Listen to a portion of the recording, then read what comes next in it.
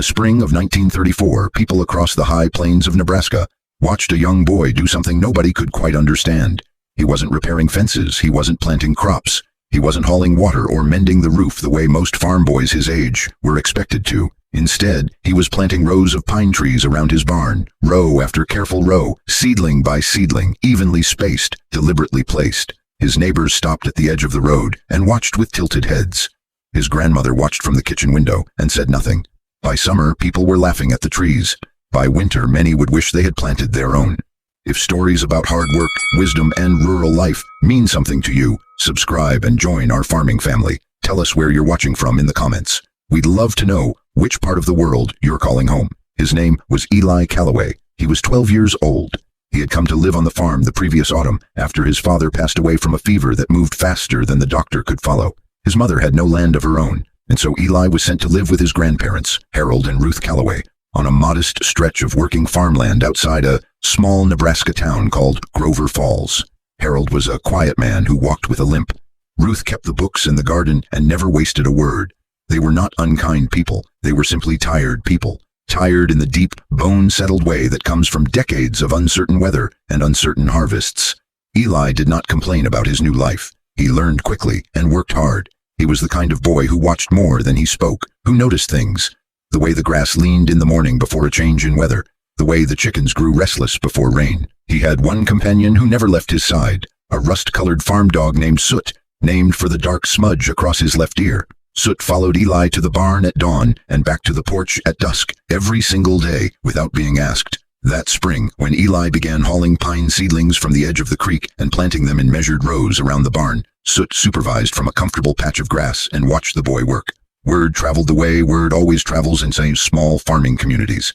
Slowly at first, then all at once. By late April, it seemed like every neighbor within 5 miles had an opinion about what Eli was doing. The first to say something directly was Dale Mercer, who farmed the property to the east. Dale was a respected man, 60 years old, with calloused hands and a straightforward mind. He had seen 3 decades of plains weather. He knew what worked and what didn't. He pulled his wagon up to the fence one afternoon and leaned on the post. "Son," he said, "you know those trees won't give you much shade for 10 years or better." Eli nodded. "Yes, sir." "And they won't give you timber for another 20. "Yes, sir." Dale waited for more. Eli offered nothing else. He just kept digging. The second voice came from Vaughn Oates, a practical builder from town who repaired barns and outhouses and knew the cost of every board foot of lumber on the plains. He stopped by one Saturday while passing through.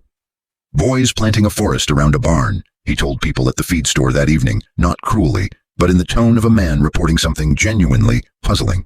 "Seems like a lot of effort for decoration." That word stuck. Decoration. People repeated it, and it carried the particular weight of a word that sounds reasonable. Reasonable enough to stop a person from asking the next question. Nobody asked the next question. Nobody except Eli, and he already knew the answer. The answer had come from his grandfather Harold. That first autumn on the farm, Eli had gone looking for Harold and found him in the old storage shed, sitting on an overturned crate with a worn book across his knees.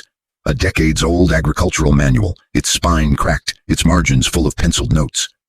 "Come here," Harold said, not an invitation, a fact. He showed Eli the pages about windbreaks and shelter belts, rows of trees planted on the north and west sides of farm buildings to slow wind before it reached crops, animals, and structures. The practice had been used by settlers for generations, documented in farming journals as far back as the 1870s. Not a new idea, an old one forgotten by people who believed newer was always wiser. Harold pointed to a line in the margin. "Wind spends its strength on the trees before it reaches the barn." He closed the book and handed it to Eli without another word. Eli read the entire book before winter. By spring, he knew exactly what he was going to do. The trees did not cooperate immediately. A dry August left the seedlings struggling. Eli hauled water from the creek, bucket by bucket, for 17 straight days. A September windstorm knocked over 12 stakes and snapped 3 young trees at the base. He restaked what survived and replaced the broken ones with spares kept in damp burlap near the barn. Then a dairy cow broke free one foggy morning and wandered through the rows, stepping on 2 seedlings and chewing the top from a third. Eli found her there, placid and unapologetic. He fixed the fence, replanted what could be saved, and said nothing. When Dale Mercer heard about the setbacks and offered a gentle "told you so," Eli simply nodded and went back to work. That was the year people learned that Eli Callaway was not easily discouraged.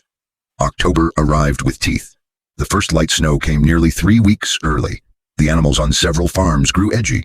Horses refused to settle. Dogs paced the porches after dark.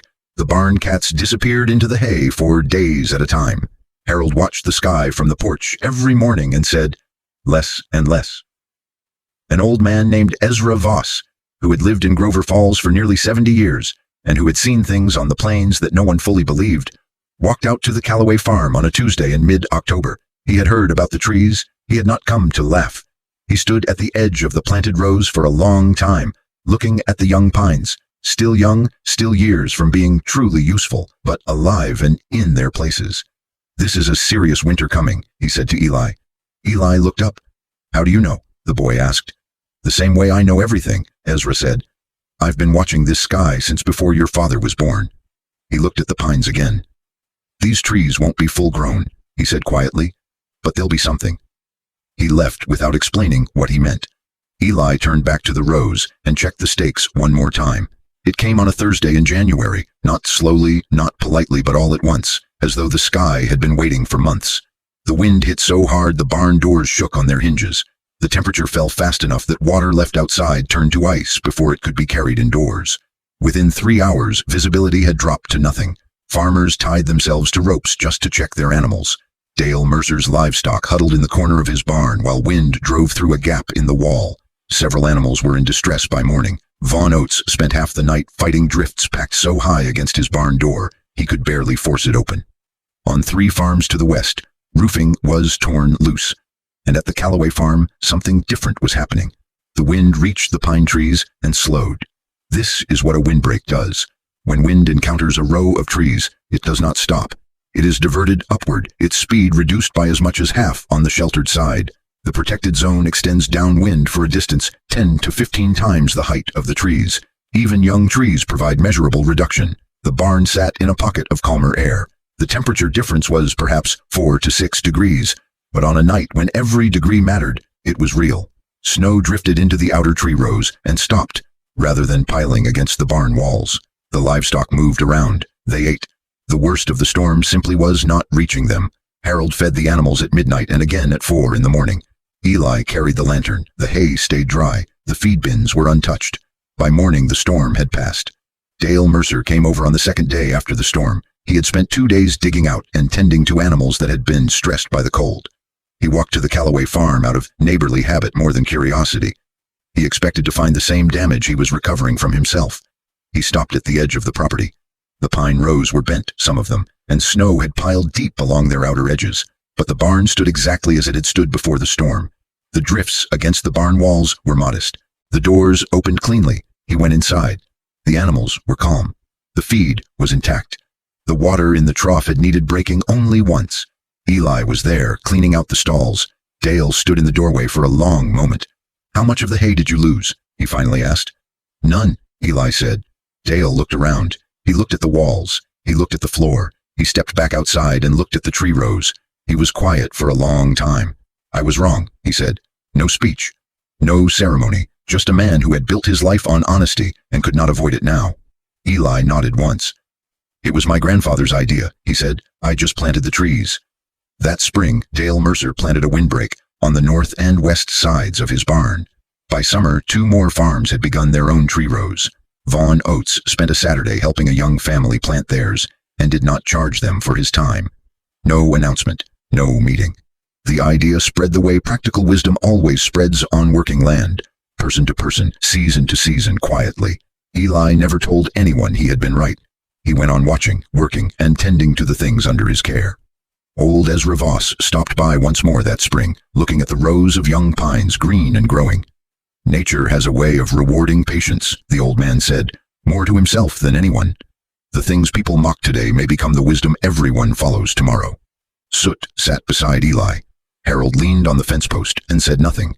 He had already said everything that mattered years ago in a quiet shed, pointing to a line in an old book's margin. "Wind spends its strength on the trees before it reaches the barn. As Will Rogers once said, the farmer has to be an optimist, or he wouldn't still be a farmer." Eli Callaway was 12 years old when he planted those first seedlings. He was 81 when the last of the original pines finally fell, and by then, every farm in that county had a windbreak of its own. Have you ever been laughed at for doing something differently? Maybe you took a slower road, planted something that took years to matter, or held onto an idea that others couldn't see the point of yet. Tell us your story in the comments. And if you enjoyed today's lesson from the farm, the kind of lesson that only takes root with patience, don't forget to subscribe for more true-to-life rural stories. We'll be here, same as always, watching the sky and telling the stories that the land remembers.